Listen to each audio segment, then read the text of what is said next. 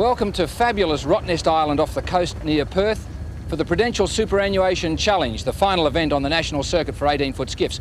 I'm Bill McCartney, and this event will determine the final result of the national circuit. With me again is Warwick Rookland. Warwick, it's between Rob Brown and Phil Barnett. Who's your tip? Well, I think Barnett's going to take it out. Brown's been catching up in the second half of the year, but I think after winning the Australians, I'm going to put money on Barnett. The skiffs are gearing up for race one. And with 6 seconds to go to the start of race one at Rottnest, Bank New Zealand is looking good. Xerox, and there's the gun.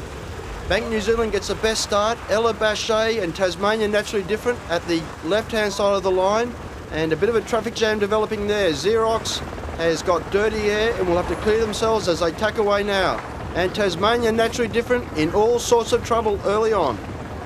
Well, Xerox forced away here, and of course Xerox is one of the main contenders on the national circuit, and it's between she and the Prudential skiff as to who is going to take it out. I would think probably that Prudential did slightly better at the start, and Xerox has been forced to go across to the other side of the course. These skiffs in picture, including on board with Rob Brown, headed straight at Phillip Rock, and will soon have to clear their water. There's some rocks over here. All the way out. Tracking. Now that was a call that they had to give way. The boats were getting close into the shore there, and the boat that's closest to the shore when they think they're running out of water has got right of way. So he's called Andrew Dale on Tasmania, and he's now tacked on board Prudential and headed out in the same direction as Xerox and Bank of New Zealand. So Prudential now coming out across in the same direction. All these skiffs going up into the breeze as close as possible to directly into the wind, and at the moment Scott Ramsden in charge. Here's the course map from the start-finish line over towards Phillip Rock. They tack up into the breeze to the top mark, set spinnakers, head down to the wing mark, then bottom mark, then back up to the start-finish line. That constitutes one lap, and today in this first race they are sailing 2 laps of the course, and at the moment absolutely nothing in it. Xerox now out to the right-hand side, tacking to come back to the fleet. Yeah, Xerox is changing direction to head back to engage with the rest of the fleet. They remember they had to tack away early to get clear air. They have right of way, and they make skilled engineering tack. And Tasmania Naturally Different in all sorts of trouble again. Oh my, here they go. I think they'll save it. But the Bank New Zealand and Ella Bachet are looking good. Now Xerox will have right of way on Prudential. Prudential has no rights here. She's on the port tack, wind coming across her left-hand side, and he's seen that he's in trouble. Rob Brown's looked under the boom and seen the other skiffs coming up with right of way, and has tacked just out ahead of Xerox. Absolutely nothing between these two skiffs in the early part of this race, but interestingly both Ella Bachet and Bank of New Zealand ahead of the favourites. Yes, and all the boats today have second sail on, in other words the intermediate size sails that are available to these skiffs. They have 3 different selections that they can choose from, and second rig seems to be pretty comfortable. The Bank of New Zealand, a good start and leading.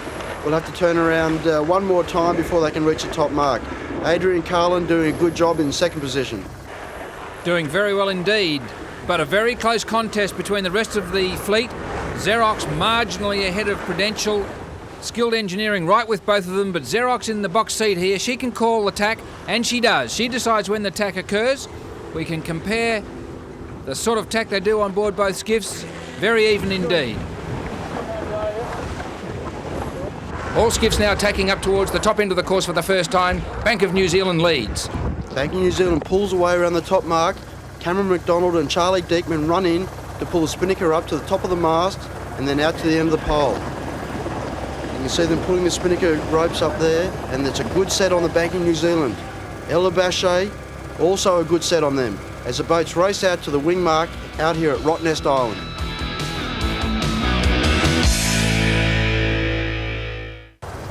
The crystal waters of fabulous Rottnest Island off the coast near Perth. The absolutely most perfect setting we've ever had for the 18-foot skiffs this summer, and what a fabulous picture it is. The Prudential skiff currently in 4th position and battling at this stage. They have to put on a big one in this one to win the national circuit. From on board, getting down towards the wing mark now, we see Xerox out ahead of them. Rob Brown will be calling for a jibe shortly. Chris Harmson runs in to collect the spinnaker. The wind direction changing now, coming over their right-hand side. They jibe right behind Xerox, nothing in it between them. Great contest, and Bank of New Zealand continues to lead this race. Yes, and there's nothing in this. The Bank of New Zealand is still narrowly leading over the Yellow Bache. As they just get across that channel marker, they just skim across the top of it, so it's pretty close there. Xerox is starting to mount a challenge, and I feel that Prudential is just starting to drop out. And I think all this year Prudential has lacked a little bit in boat speed downwind. I don't know whether it's or actually I believe it's the cut of the spinnakers is not quite as good on Prudential. There's skilled engineering there, hanging in there and doing a good job of it. And they're up there in 6th position. 5th was Tip Top White High Five. Andrew Cuddy doing well. Prudential has it all to do here. They're about 50 metres behind Xerox in this early stage in the race, and they need to start getting down on them. The boys talking together and trying to get relaxed and get on the pace. And we've got to remember that it's just absolutely crucial that Rob Brown in Prudential beats Xerox this weekend. Otherwise, Phil Barnett will win the national circuit. Tip Top White High Five right with them, getting down towards the bottom end of the course for the first time, now going for the spinnaker drops. They've gone from the wing mark down to the bottom mark, now starting to drop their chutes, and I do believe that Rob Brown has sailed Prudential into a very good position here. He has sailed higher on the course than the others, which has given him a little bit of an advantage getting down to that bottom mark, because they do have to drop spinnakers and 2 sail reach across to the bottom mark. So I think Prudential there catching up slightly, but Bank of New Zealand coming down to this bottom mark, still leading. Scott Ramsden and the boys in charge at this stage, but Yellow Bache now right with them. The breeze has freshened as they get down towards the bottom mark. It's probably blowing up towards about 18 knots. The Bank of New Zealand has done it very well and back on board with Prudential. Good work, Slant. Stay there and tidy up a bit. Rob Brown encouraging his crew. Hit it. But to my surprise, Yellow Bache has been able to maintain their lead over Prudential here, get round the mark 3rd, so Prudential has to be satisfied with 4th at this stage. Yellow Bache dipped her wings earlier, that lost her a bit of time, but I was quite wrong. Prudential hasn't made up much ground there at all. In fact, Rob Brown took his spinnaker off a little bit too early, and the approach to the mark was very slow. He's now elected to change direction and sail under the rest of the fleet. Tip Top White High Five rounding the mark in 5th position and electing to sail out to the left-hand side of the course. So here they are now, tacking up into the breeze once again. They can't sail directly into it, so they have to take this zigzag course up into the breeze, and we've seen Prudential and a few of the others go out to the right, and we saw the Tip Top White High Five was going out to the left, but all of them will take this zigzag course as they make their way back up towards the top mark. And at this early stage, now getting up actually towards around about a halfway point in this race, Adrian Carlin maintaining a good position in Yellow Bache, but Andrew Cuddy, the skipper of Tip Top White High Five, having another excellent race. He has been improving all series and once again doing very nicely over the beautiful, look at those waters, Warwick. You wouldn't mind being out there yourself, I imagine. No, it's very lovely, but I'm quite happy just sitting here and having a little bit of a cocktail and a little bit of fruit, mate, and watching the racing. Well, it certainly is absolutely ideal conditions, plenty of breeze, very clean air, there's no distortion from buildings because Rottnest Island is a fairly flat place, but let me tell you, very, very beautiful. Yes, and Yellow Bache is sailing very well upwind. Obviously the redesign of that hull has worked very efficiently for them, and Andrew Cuddy trying to push a helicopter away or signalling to the helicopter, thinking that it's disturbing his air a little bit. Things looking very smooth on board Tip Top White High Five. Andrew Cuddy seems very relaxed, boat trucking very well, maintaining pace with these lead skiffs. Xerox now changing directions, coming across, so the wind now over their right-hand side. Phil Barnett coming back to make contact with Bank of New Zealand, Yellow Bache and Prudential, and as they cross we'll find out the state of this race, and of course the big race is between Xerox and Prudential to see who's going to win this national circuit. Now I think Xerox is actually starting to catch up to the Bank of New Zealand. Scott Ramsden just looking over his shoulder there, just checking out the opposition, and the boys will be trying to pick the best of the breeze, but certainly Xerox is catching up and in fact is getting very close to mounting a very serious challenge on Scott Ramsden and the boys. The battle for 3rd and 4th hotting up as well here. Prudential has made up some territory. She broke tacks with Yellow Bache. She's made up territory. Yellow Bache still just 3rd. Prudential now in 4th position. On the final lap, we're back on board Prudential. Just go watch the niggerheads just here. Actually, we're going to have to bail out of here. You alright? He's actually talking about the rocks. Yes, over near Phillip Rock, on the left-hand side of the course, there are some reefs with some pinnacles that bob up out of about 25 feet of water. and the boys have been warned to keep away from them, so Prudential forced to change directions by the possibility of hitting reef. Now coming out to the right-hand side, Bank of New Zealand has tacked and she crosses behind Xerox. So Xerox in the lead, although if they make the top mark, then Bank of New Zealand will retain the lead. The two skiffs now with the breeze over the left-hand side on a port tack, heading over towards the mark, and if they make the mark, then Bank of New Zealand will have retained the lead. That's presuming, of course, that neither Prudential or Ella Bache coming in from the right have made up the territory to get in front of them, but I don't believe they have. Looking out on the water, it does appear that Bank of New Zealand does hold a slender lead. Quite right, Bill. Xerox blew that tack as far as their standards go and have slipped back to second. Prudential having to turn around to head up towards the top mark, and they haven't made up a great deal of ground. Certainly the battle at the moment is between Bank of New Zealand and Xerox, and it's a great one indeed as the bank pulls away for the last time around the top mark with Phil Barnett hot on his heels. And this is looking good for Phil because really all he has to do is keep beating Brown, and he's got the national circuit. And Xerox going up there. Oh, a shocking set. Something's gone wrong on the Bank of New Zealand. Something has gone wrong. They've started to pull that spinnaker up and slip back down again. And now they're in all sorts of trouble, and I think Phil Barnett is going to take the lead. And over the top he goes. We've got a new leader. Phil Barnett and Xerox takes the lead. Bank of New Zealand in all sorts of trouble, and they just blew that there. You just can't afford to make this sort of mistake in short course racing on 18-foot skiffs. One bad set like that and it's all over. Prudential struggling here to stay ahead of Ella Bache. Adrian Carlin and the team on Ella Bache have got right to them on that tack up into the breeze. Now they've got the breeze coming over from behind them. Set shoots. Prudential struggling to stay ahead, and that's where she has to stay. In fact, Rob Brown has got it all ahead of him. He's got to try and get up to Xerox if he possibly can. Xerox, though, with great crew work, has streaked away. Total performance is what we're getting from Xerox once again here, Warwick. They haven't made any mistakes. Bank makes the mistakes. Now Xerox once again in the lead. Yeah, the Xerox boys just sailed so consistently all year. Their tactics have improved. Their boat handling is just superb, if not the best in the whole fleet. They've had boat speed. The management of the campaign has been fantastic. And while the Bank of New Zealand has shown form on many occasions, it's just that sort of error that's let them down so many times. And really, for a top flight crew like these guys, it's really inexcusable because really it's just a lack of awareness, and they pay the consequences. As Rob Brown slips into third position, Ella Bache jibes a little bit too early and struggles to get around that wing mark. Rob Brown is now in third, but he's going to have to do a lot better than that if he wants to win here. He needs to get a long way ahead, and I don't think the way that Phil Barnett has been sailing is going to do just that. Back on board with Rob Brown.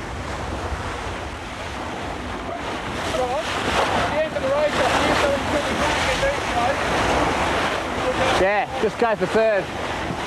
Communication from Chris Harmson down to Rob Brown discussing what they have to do in this race, and I do believe that what he was saying there was that they've given up hope of being able to win this race or indeed even finish second, and what they have to aim for now is just to hold on to that third position. And that's an ordinary jibe from the boys on Tasmania. They need to do a little bit better than that if they want to get out there running with a front running bunch. In seventh position, Tasmania, naturally different jibes. In sixth position, we've got Skilled Engineering. In fifth, we've got Tip Top White High Five. Fourth, Ella Bache. A distant third, Prudential. And the battle at the front, Bank of New Zealand and Xerox. And I think the Bank is starting to pull a little bit of ground out of Xerox there, Bill. Skiffs generating up towards 20 knots of boat speed, coming down here towards the bottom mark with spinnakers set. Wind blowing only about 15 knots, going faster than the wind, and looking an absolute picture on the beautiful waters in Thompson Bay, Rottnest. And Andrew DeVola in Skilled Engineering going fast, struggling to stay with the front runners at the moment, but I believe has the pace to do so. Not so Andrew Cuddy and the team on Tip Top White High Five. They have not dropped off the pace at all in this race. We only have one leg of the course to go after they round this bottom mark, but look how close he is to Ella Bache, still within striking distance and still with a chance of getting up into the top bunch. And I believe Andrew Cudahy is a find of this season. He has been performing very well and actually getting better every race. He doesn't have the same equipment as the rest of the guys, and he's getting up there with the Bank of New Zealand, Xerox and Prudential. And with one leg to go, Xerox leads. And back with the Prudential Superannuation Challenge. Andrew Cudahy and the boys on Tip Top White High Five dropping the spinnaker to get ready for the last leg up to the finish to complete lap 1. And it certainly is a big mess on board those boats when you're trying to put these sails away. There's ropes to be cleaned up, there's very little room on board of them, and you've got to get that spinnaker tightly into that bag, otherwise it can fall out of the boat and that means disaster. But Ella Bachet has pulled up some time from Rob Brown on Prudential, and he's got to keep his eyes open that he doesn't get pushed back into 4th place. And here they are now heading up from that bottom end of the course up towards the start-finish line, and indeed the finish line for this race. And Andrew Cuddy had his opportunity to get right up to Ella Bachet, picked the wrong angle, and by crikey you could see that these machines either go very fast or extraordinarily slow when you get them in the wrong groove, Warwick. Yeah, absolutely. It's they're a bit like a surfboard. When they're not powered up, they just sink in the water and they just stop. And that's exactly what happened to Andrew Cuddy here. As we see Prudential going for attack, and now a little bit of match racing tactics. Recover. Rob Brown was talking about getting the speed back up after he did the turn. And he will make sure that he covers Ella Bachet, in other words, make sure that he is between the finishing boat and Ella Bachet all the way up this final beat, so Adrian Carlin can't get into a more favourable breeze or angle. What an incredible battle they're having on board Prudential again in this series. Now in Sydney we saw they seemed to get some boat speed back. In Melbourne they definitely had some boat speed, but just in the first heat of this event it appears to me that they've lost that boat speed again, and they're really struggling to hold Ella Bachet out and not getting within cooey of the leaders. Prima Drink's coming down under spinnaker, around about 200 metres behind these leading skiffs. But as I was saying, Warwick, it does appear from what we've seen in this race so far that Prudential has lost its pace again. And it's very strange. I had breakfast with Rob Brown this morning and I was just talking to him about the development that's gone on with his rigs, and he actually felt that in mid-range with second rig, which is exactly the circumstances right now and has been during this race, that he had equal speed to Phil Barnett on Xerox. But for whatever reasons, he's not up there right now. Preparing for attack to change directions now, getting up towards the finish line on board Ella Bachet, and they are battling it out with Rob Brown for 3rd position. That tack wasn't all that slippery. I thought they could have done a bit better, and Andrew Cuddy and the team on Tip Top White High Five starting to get up towards them as well, so they've got a battle to hang on to 4th as well. Race closing up at this stage and getting very exciting, but Prudential has to work hard to hang on to 3rd. That's their only chance. If they get back into 4th in this event, I think that their chances for the total circuit would go out the back door. Nice pack. Rob Brown still seems fairly calm about the whole thing. And Xerox approaching the line, nothing stopping them now as they cross the line to take out Heat 1 of the Prudential Superannuation Challenge. Back in New Zealand, a little bit unlucky or bad management, and finishes in 2nd position. The battle now is between 3rd, 4th and 5th, and we'll have to wait a second to see who takes out those placings. Well, I suspect that Prudential has clung to 3rd position. Bank of New Zealand, this was their race. This is the one that Scotty will have to say got away. Prudential coming up to the finish line now. They were never really with the lead group.